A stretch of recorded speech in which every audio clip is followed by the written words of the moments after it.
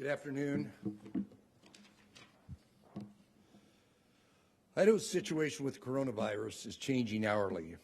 There is now a confirmed case in a new part of the state in Kootenai County in North Idaho. We're receiving confirmation this afternoon that limited community spread of coronavirus has been detected in Blaine County. That means this is the first time in Idaho that a person contracted the virus from an unknown source in their community. Up until now, all confirmed cases were the result of travel to an area outside of the state or from close contact with someone who contracted the virus through travel. At this time, it does not appear that community spread in Blaine County, is widespread. My office and members of my coronavirus working group are fully engaged with South Central Public Health District, Blaine County commissioners, and the mayors in the area to ensure a strong response is in place. Our number one priority is to slow the spread of the virus in that community and outside of it. To ensure that happens, the director of the Idaho Department of Health and Welfare will issue an isolation order for residents in the area. We are still working on the details, and the residents will still have essential services available to them, such as access to grocery stores and, of course, health care. I am firm in my commitment to making decisions in the coronavirus planning and response based on science, not fear. Every step of the way, we have made decisions based on the best information and guidance from CDC, our nation's leaders. Idaho is an expansive and geographically diverse state. Science and common sense tell us that planning and response efforts in one part of the state may not be the best approach in another part of the state. That is why I initially resisted any statewide closure of schools or other establishments. However, I do recognize that the majority of Idaho students are out of school right now based on closure decisions at the local level. My staff and I have been in regular communication with education leaders across the state in recent weeks, and I will continue to work with them in the coming days and weeks to ensure we are meeting our constitutional obligation to, quote, keep and establish and maintain a general, uniform, and thorough system of free common schools. I stress uniform because the remote delivery of education services needs to occur as uniformly as possible in every corner of the state during this time of uncertainty. Idaho has been preparing for coronavirus since January, when the first case was confirmed in the United States. Since then, we have been communicating and coordinating with schools, businesses, many players in our healthcare and emergency response chain to ensure we are asking all the right questions and opening doors to resources. I urge everyone to be even more vigilant of the preventive measures we can all take to slow the spread of coronavirus. And most of all, I continue to urge Idahoans to take care of each other. Be mindful of our actions. Find someone you can help. We will get through this together. With that, I'll take your questions. Betsy.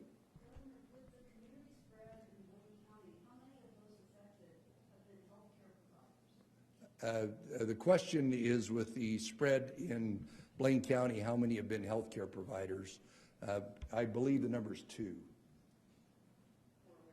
We're aware of 2. Yes. What exactly does this isolation order entail? Well, it actually is similar to the advice and counsel I gave everybody yesterday, but now it's mandatory. Yes. How many cases in Blaine County? The total cases in Blaine County, I believe, are 16. You mentioned that steps have been taken since January to fight coronavirus. Can you explain what some of those early steps were? The question is what steps have been taken. We've done so many of them, I know I can't count them all off. But we have stood up. Obviously, we have 3 different task force. We have one on that's an overall task force. I was on the phone today with the president and the vice president. I'm on the phone about every second, or matter of fact, I'm supposed to be on a phone call with governors right now, and we're taking the best practices that exist in every state and implementing here. There's 3 things that are really critical to us. One is healthcare personnel, but that personnel has to have what they call PPEs, personal protection equipment. We are working through every single supply chain to make sure that's available. But very critical is daycare for healthcare workers.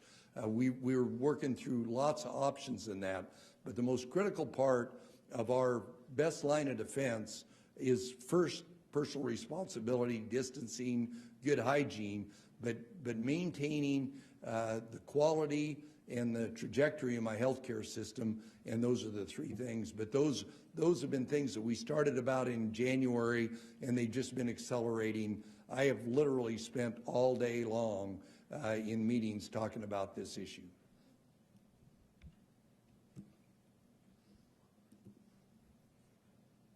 Betsy.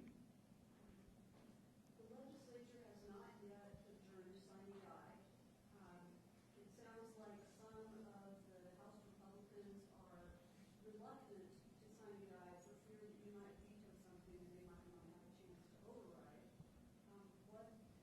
What is your message? Well, the question is unrelated to the subject of the press conference, but I will tell you the Constitution gives me 5 days after delivery, and I think there's still bills coming in over here. I think part of the reason the Constitution says 10 days after sine die is the people that wrote our Constitution thought it was only fair that the governor had time to deliberate over those bills at the end of the session.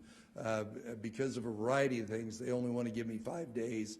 I have told them that we will get to them, but today I've been tied up in this very issue, and tomorrow I'm going to be making stops at all the health districts all around the state. I think that was part of the infinite wisdom of our forefathers when they established the Constitution to give the executive branch time to consider the legislation.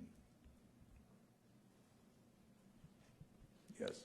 Earlier today, Boise Mayor Lauren McLean announced that bars and restaurants in the city of Boise had to close for now for dine-in service. At what point would you order that for the entire state, or would you? Well, we're not to that point at all now, but I think if we look back at schools, when I talked to all the school trustees on Sunday, I had conversations Saturday. There was no question, because Blaine County had 2 cases at that point in time, that local government and local leaders ought to be on the front line, and to close down everything all over the state, given what's taken place in an isolated case, would be no different than when things started in the Seattle area for the president to close down the whole country. Idaho is a very diverse and expansive state, as I put in my question, and so, but this example, this order that's going to go out today is an example of when X happens, we do Y, and X was community spread. We're staying right with the CDC guidance. We're staying right with what we said yesterday, and when X happens, we do Y, and that's what this order's about.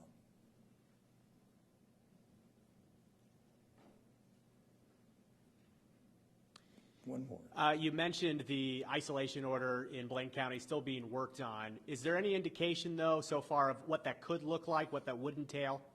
Well, it would be similar to the guidance that I gave everybody yesterday prior to community spread, was that people need to stay isolated, see if they have any symptoms. It's critical over there because of the fact that there is some exposure at their healthcare facility, that we protect that. That is mine. Obviously, I want to protect every resident of Blaine County, but we have to do all we can to work with the healthcare facility to make sure that they have the tools they need. But if you're showing any kind of symptoms at all, you absolutely need to stay isolated from everybody else. And if you're showing any of those symptoms, it's not only insulate yourself, but the people that are next to you that you think would have had exposure, they need to elevate that up, and we'll be given more guidance. The reason we haven't got the final order out is this is the first one, and we want to make sure we get it right. We've been in consultation with the county commissioners, with the health district, and with the mayors, and they're all on the same page. One clarifying question for Dr. Hahn. You mentioned there was two health workers or two doctors. Could you explain what happened in Blaine County? Who's exactly confirmed cases are with?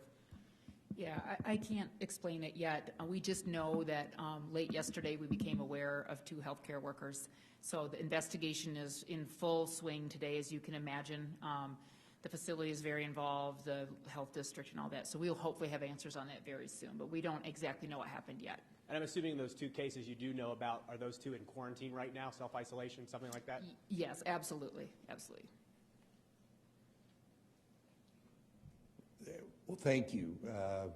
The constant communication, education, citizens of Idaho is critical to us, A, limiting the spread, and B, people having confidence that, like I said, when X happens, we're going to do Y. But good behavior, good hygiene, all of those things that we've been talking about from the very first release that we put out about this issue is critical, and your assistance in helping us get that message out is very helpful for all the people in the state of Idaho. So thank you very much.